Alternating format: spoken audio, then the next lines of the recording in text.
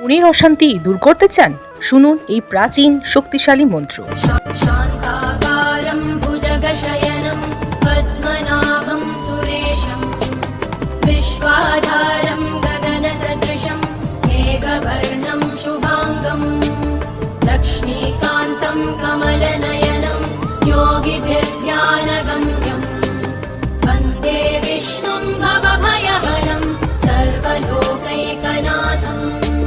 এই শ্লোকে ভগবান বিষ্ণুকে বলা হয়েছে তিনি শান্ত স্বভাবের, অনন্ত নগরের উপর শয়ন করেন। তার নাভি থেকে সৃষ্টি হয়েছে পদ্ম, অর্থাৎ সৃষ্টির উৎস তিনি এই পুরো বিশ্ব ব্রহ্মাণ্ডের ভিত্তি। আকাশের মতো অসীম, মেঘের মতো গাঢ় বর্ণ, সুন্দর রূপ, লক্ষ্মীর প্রিয়, কমল ফুলের মতো চোখ, যাকে শুধুমাত্র গভীর ধ্যানে উপলব্ধি করা যায়। এই মন্ত্র আমাদের শেখায় মনকে শান্ত রাখো, ধ্যান করো আর ভয় ছেড়ে দাও, তাহলে জীবনে অশান্তি দূর হবে। ফলো করুন আত্মবেদ, আত্মার জাগরণের পথে।